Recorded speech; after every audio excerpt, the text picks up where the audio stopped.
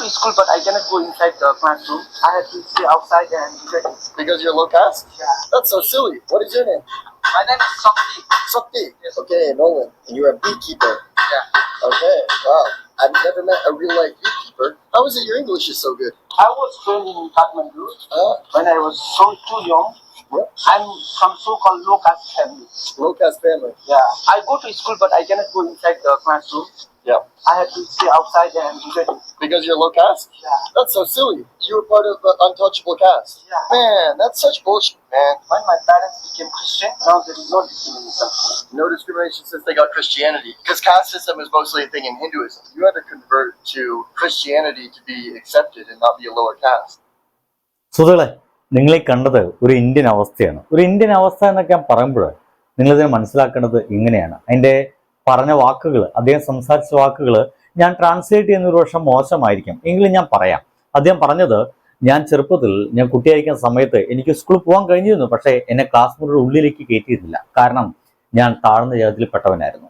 ഇത് പറയുന്നത് ഇന്ത്യയിലെ ഒരു ചങ്ങാതിയാണ്. അവസാനം ഈ ഒരു വ്ളോഗ് അവസാനിക്കുന്നത് എങ്ങനെയാണ്? അവസാനം ഞാൻ എൻ്റെ ജാതി മാറി, ഞാൻ ക്രിസ്ത്യാനിറ്റിയിലേക്ക് മാറി. അപ്പോൾ അവിടെ എന്തില്ല, നമ്മുടെ ഈ ജാതി വ്യത്യാസങ്ങളൊന്നും ക്രിസ്ത്യാനിറ്റി ഇല്ല. എനിക്ക് അങ്ങനെ ചെയ്യേണ്ടി വന്നു എന്നാണ് ഈ ഒരു ചെറുപ്പക്കാരൻ പറയുന്നത്. എൻ്റെ സുഹൃത്തുക്കളെ, ഞാനിതൊക്കെ എന്തിനു പറഞ്ഞു വെച്ച് അല്ലെങ്കിൽ എന്തിനതിങ്ങനെ പറയുന്നത് എന്ന് വെച്ച് കഴിഞ്ഞാൽ, വേടനുമായി ബന്ധപ്പെട്ട വിഷയങ്ങൾ ഇപ്പോൾ യൂണിവേഴ്സിറ്റിയിൽ അദ്ദേഹത്തിൻ്റെ ഒരു കവിത, ഒരു പാട്ട്, ഒരു റാപ്പ് മൈക്കിൾ ജാക്സനോടൊപ്പം ചേർന്ന് നിന്ന് പഠിക്കാൻ പിള്ളേർക്ക് ഉണ്ടെന്ന് പറയുമ്പോൾ ആ കാലിക്കറ്റ് യൂണിവേഴ്സിറ്റിയിലെ സംഘപരിവാര അനുകൂലികളായിട്ടുള്ള ആളുകൾ മുഴുവൻ ആ ഒരു പാഠപുസ്തകം അല്ലെങ്കിൽ ആ ഒരു കവിത അവിടെ പാഠപുസ്തകത്തിൽ പഠിപ്പിക്കാൻ പാടില്ല എന്ന് പറഞ്ഞുകൊണ്ട് ഇറങ്ങി തിരിച്ചിട്ടുണ്ട്. ഇപ്പൊ തന്നെ ഇതിനെപ്പറ്റിയുള്ള വേടനെ കൂടുള്ള അഭിപ്രായം ചോദിക്കുന്ന സമയത്ത് അദ്ദേഹം അതിനെക്കുറിച്ച് പറയുന്നതും വ്യക്തമായിട്ട് നമുക്കൊന്ന് കേൾക്കാം.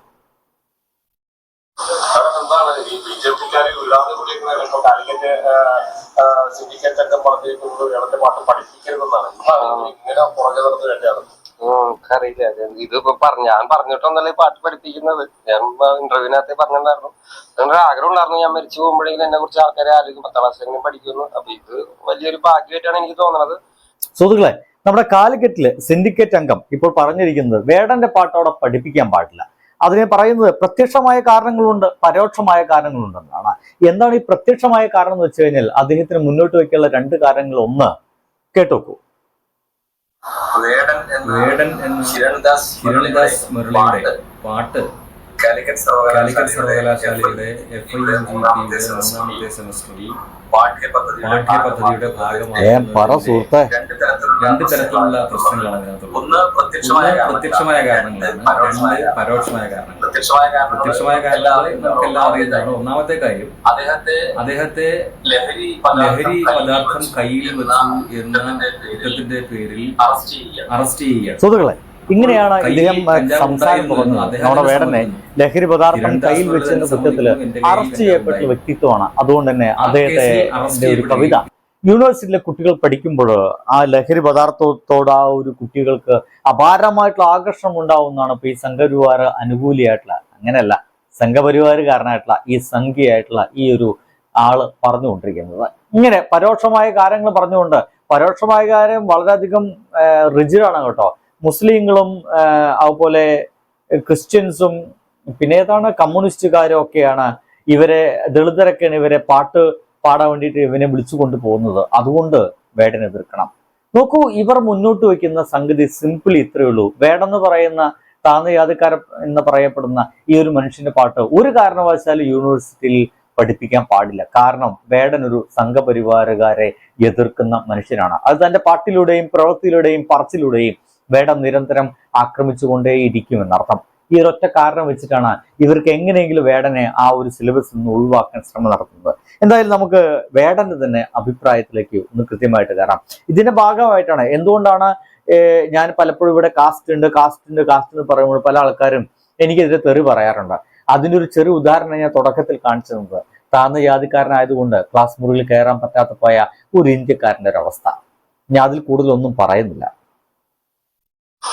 എന്താണ് ഈ ബിജെപിക്കാരെ വിടാതെ കൂടിയിരിക്കുന്ന ഇപ്പൊ കാലിക്കറ്റ് സിൻഡിക്കേറ്റ് ഒക്കെ പറഞ്ഞിരിക്കുന്നത് വേടന്റെ പാട്ട് പഠിപ്പിക്കരുതെന്നാണ്.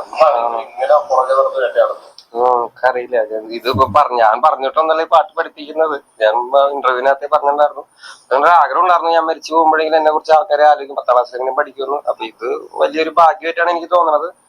ഇതിലിപ്പോ പാട്ട് പിള്ളേരെ പഠിപ്പിക്കാതിരിക്കുകയോ ചെയ്ത് കഴിഞ്ഞാലും യൂണിവേഴ്സിറ്റിയിൽ ഇത് പഠിപ്പിക്കാതിരുന്നാലും പിള്ളേർക്ക് എത്തിപ്പെടാൻ പറ്റുന്ന ഒരു മേഖലയിലാണല്ലോ പാട്ട് കിടക്കുന്നത്. പാട്ട് അവിടെ തന്നെ പാട്ട് ആർക്ക് വേണമെങ്കിലും എപ്പോ വേണമെങ്കിലും യൂട്യൂബിലോ ബാക്കിയുള്ള സ്ട്രീമിംഗ് പ്ലാറ്റ്ഫോമുകളൊക്കെ പോയി പാട്ട് കേൾക്കാം. അപ്പൊ പാട്ട് പഠിപ്പിച്ചാലില്ലെങ്കിലും നിങ്ങൾ എല്ലാവരും പാട്ട് കേൾക്കും എന്തായാലും. നോക്കൂ, അതാണ് ഇദ്ദേഹം പറയുന്നത്. അതിന് ഞാനും എൻ്റെ ഒരു വീഡിയോ ഞാൻ ഇറക്കും പറയുന്നു, വേടന്റെ പാട്ടുകൾ ഇപ്പോൾ അവിടെ പഠിപ്പിച്ചാലും പഠിപ്പിച്ചിട്ടില്ലെങ്കിലും പഠിപ്പിക്കാൻ എടുത്തു എന്ന് തന്നെ കേരളത്തിലൊരു വലിയ ചരിത്രമാണ് കേട്ടോ. ഒരു സംശയവുമില്ല. കേരളത്തിലെ ഏത് പാട്ടുകാരൻ അങ്ങനെ യൂണിവേഴ്സിറ്റിയിൽ പഠിപ്പിക്കാൻ വേണ്ടി എടുത്തിട്ടുണ്ട്? കേരളത്തിലെ മലയാളികളായിട്ടുള്ള എഴുത്തുകാരൊക്കെ തന്നെ ആലോചിച്ച് നോക്കൂ. അവർക്ക് ഏകദേശം പോയി കഴിഞ്ഞതിന് ശേഷം അല്ലെങ്കിൽ ജീവിതത്തിന് അവസാന കാലഘട്ടം എത്തുന്ന സമയത്തൊക്കെയാണ് പല എഴുത്തുകാരൻ്റെയും പല വരികളും യൂണിവേഴ്സിറ്റികളിൽ പഠിപ്പിക്കാനും മറ്റൊക്കെ എടുത്തിട്ടുള്ളത്. ഇനി അങ്ങനെ എടുത്ത എഴുത്തുകാരെയും മറ്റൊക്കെ ഒന്ന് ആലോചിച്ച് നോക്കൂ. അവർ പേഴ്സണൽ ലൈഫിൽ അവരെന്തായിരുന്നു? അവരവരുടെ പൊതുജീവിതത്തിൽ എന്തായിരുന്നു? ഒരുപാട് മദ്യപാനികളില്ലേ നമ്മുടെ എഴുത്തുകാരിൽ? ഒരുപാട് മയക്കുമരുന്ന് ഉപയോഗിക്കുന്ന ആൾക്കാരില്ലേ നമ്മുടെ എഴുത്തുകാരിൽ? സ്റ്റിൽ ഇല്ലേ? ഇല്ലെന്ന് ആർക്കും ഉറപ്പ് പറയാൻ കഴിയും? മദ്യപാനികളില്ലേ? ഉണ്ടല്ലോ. അപ്പോ നമ്മൾ വായിച്ച് ആസ്വദിച്ച ബഷീർ ആയാലും ഇനിയിപ്പോ MT വാസുദേവൻ നായരായാലും T പത്മനാഭനായാലും അങ്ങനെ ഏതൊരു എഴുത്തുകാരനായാലും നമ്മൾ അവരുടെ പേഴ്സണൽ ലൈഫും ചെകയാൻ പോകാറില്ല. അത് നമുക്ക് ആവശ്യമില്ലെന്നേ. അവർ നമുക്ക് നൽകുന്ന എഴുത്തിൻ്റെതായിട്ടുള്ള, കഥയുടേതായിട്ടുള്ള, കവിതയുടേതായിട്ടുള്ള ഒരു ഗംഭീര ലോകമുണ്ട്. നമുക്ക് ആ ലോകം മതിയെന്ന് നമ്മൾ ഉറപ്പിച്ചു കഴിഞ്ഞിരിക്കുന്നു. അല്ലാതെ എഴുത്തുകാരനൊക്കെ ചരിത്രം നോക്കിക്കഴിഞ്ഞാൽ നമ്മൾ ഏത് എഴുത്തുകാരനെ നമ്മൾ ആക്സെപ്റ്റ് ചെയ്യാൻ കഴിയില്ല.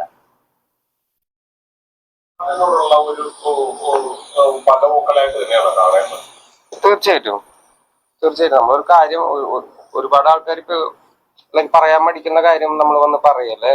അപ്പൊ എനിക്ക് തോന്നുന്നത് എന്റെ നിലപാടിനെതിരായിട്ട് നടക്കുന്ന കാര്യമായിട്ട് തന്നെയാണ്.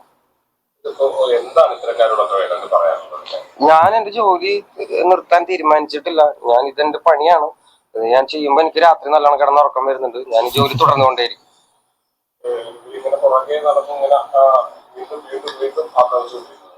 നമ്മളിത് വീണ്ടും വീണ്ടും സംസാരിച്ചുകൊണ്ടിരിക്കുകയല്ലേ സൈനേട്ടാ. അപ്പൊ ഇത് ഉണ്ടായിക്കൊണ്ടേയിരിക്കും. ഇപ്പൊ ഞാൻ പറഞ്ഞ മാതിരി ഞാൻ ഇത് നിർത്താൻ ഒരു പ്ലാനും ഇല്ല. ഇതെന്റെ ജോലിയാണ്. ഞാൻ തുടർന്നുകൊണ്ടേയിരിക്കും. അടിപൊളി. എന്തായാലും വേടൻ തന്നെ നിലപാട് ഉറക്കെ വിളിച്ചു പറയുന്ന രീതിയിലാണ്, ഇതെന്റെ ജോലിയാണ്, ഇത് ഞാൻ തുടർന്നുകൊണ്ടേയിരിക്കും എന്നുള്ളതാണ്. കാരണം അദ്ദേഹം പറഞ്ഞൊരു വാക്ക് നിങ്ങൾ ശ്രദ്ധിക്കണം. ഞാൻ മറ്റുള്ളവർ പറയാൻ മടിക്കുന്ന കാര്യങ്ങൾ ഞാൻ ഉറക്കെ പറയുന്നു. അപ്പോൾ എന്താണ് മറ്റുള്ളവർ പറയാൻ മടിക്കുന്ന കാര്യങ്ങളാണ്? ജാതി ഉണ്ടായിട്ടും ജാതി ഇല്ല എന്ന് പറഞ്ഞു നടക്കുന്ന ആൾക്കാർക്കിടയിൽ ജാതി ഉണ്ട്, അത് ഇങ്ങനെയൊക്കെയാണ് പ്രവർത്തിക്കുന്നത്. നമ്മുടെ സ്കൂളിൽ ഇങ്ങനെയാണ് പ്രവർത്തിക്കുന്നത്, പൊതുസമൂഹത്തിൽ ഇങ്ങനെയാണ് പ്രവർത്തിക്കുന്നത്, നമ്മുടെ വിവാഹ ജീവിതത്തിൽ ഇങ്ങനെയാണ് പ്രവർത്തിക്കുന്നത് എന്ന് കൃത്യമായിട്ടും ഈ മനുഷ്യൻ നമ്മുടെ ജോലി സ്ഥലത്ത് ജാതി ഇങ്ങനെയൊക്കെയാണ് പ്രവർത്തിക്കുന്നതെന്ന് വേടൻ പറയുന്നു. അങ്ങനെ യാഥാർത്ഥ്യമായിട്ട് ഇദ്ദേഹം പറയുമ്പോൾ ആളുകൾ ഞെട്ടിച്ചുളിയും. അതൊരു ശരിയായിട്ടുള്ള കാര്യം തന്നെ. ആ ഞെട്ടിച്ചുളിച്ചിൽ അവിടെ കണ്ടുപോകുന്നത്. രണ്ടാമത്തെ ഒരു ഏറ്റവും ഗംഭീരമായിട്ടുള്ള വിഷയം എന്ന് വെച്ച് കഴിഞ്ഞാൽ ഇദ്ദേഹം വിമർശിക്കാൻ ആരെയും ഭയപ്പെടുന്നില്ല എന്നുള്ളതാണ്. വിമർശനം അത് ആർക്കെതിരെയും, പ്രധാനമന്ത്രിക്കെതിരെയും നമ്മുടെ മുഖ്യമന്ത്രിക്കെതിരെയും പറയാനുള്ളതാണെങ്കിൽ അത് ഉറക്കെ നട്ടലോടെ നിവർത്തി പറയുക എന്നതാണ്. അത് അദ്ദേഹം ഇപ്പോൾ പറഞ്ഞുകൊണ്ടിരിക്കുന്നത്. അപ്പോൾ സ്വതസിദ്ധമായിട്ട് നമ്മൾ ആലോചിക്കേണ്ടത് ഈ ഒരു കാലഘട്ടത്തിൽ നമ്മൾ ആരെയാണ് വിമർശിക്കേണ്ടതെന്നുള്ളതാണ്. ഈ ഒരു കാലഘട്ടത്തിൽ നമ്മൾ വിമർശിക്കേണ്ടത് സ്വതന്ത്രമായിട്ട്, ആഹ്ലാദത്തോടെ, സന്തോഷത്തോടെ, ആത്മാഭിമാനത്തോടെ ഇവിടെ ജീവിക്കാൻ സമ്മതിക്കാത്തവരാരാണോ അവരെയാണ് നമ്മൾ വിമർശിക്കേണ്ടത്. അപ്പോൾ സ്വാഭാവികമായിട്ടും വേടൻ പറഞ്ഞ പോലെ നമുക്കിപ്പോൾ വിമർശിക്കാൻ ആളെ കിട്ടുകയാണെങ്കിൽ നമ്മുടെ മുമ്പിൽ അക്രമക്കാരുള്ളത് നമ്മുടെ ഭക്ഷണത്തിന്റെ പേരിൽ നമ്മുടെ ജീവിതത്തിൽ ഇടപെടുന്ന, നമ്മുടെ നിറത്തിന്റെ പേരിൽ നമ്മുടെ ജീവിതത്തിൽ ഇടപെടുന്ന, നമ്മുടെ ജാതിയുടെ പേരിൽ നമ്മുടെ ജീവിതത്തിൽ ഇടപെട്ട് നമ്മളെ ഇല്ലാണ്ടാക്കാൻ ശ്രമിക്കുന്ന, എല്ലാ രീതിയിലും നമുക്ക് ഒരു തരത്തിലും നമ്മുടെ മതത്തിന്റെ പേരിൽ നമ്മുടെ ജീവിതത്തിൽ ഇടപെട്ട് നമ്മുടെ സൗര ജീവിതം ഇല്ലാതാക്കുന്ന, കഴുത്തിൽ കത്തിവെച്ചുകൊണ്ട് ഏതെങ്കിലും ദൈവത്തിന്റെ പേര് ഉറക്കെ വിളിച്ച് പറയടാ എന്ന് ഭീഷണിപ്പെടുത്തുന്ന ആ ഒരു ടീമിനെ തന്നെയാണ് നമുക്ക് എതിർക്കേണ്ടത്. അത് വേടൻ നിരന്തരം എതിർത്തുകൊണ്ടേയിരിക്കുന്നുണ്ട്. അതിന്റെ ഭാഗമായിട്ടുള്ള വിളച്ചിലുകൾ, അതിന്റെ ഭാഗമായിട്ടുള്ള പ്രശ്നങ്ങളാണ് ഇപ്പോൾ സംഭവിച്ചുകൊണ്ടിരിക്കുന്നത്. എന്റെ സുഹൃത്തുക്കൾ, നിങ്ങളൊന്ന് ആലോചിച്ച് നോക്കിയേ.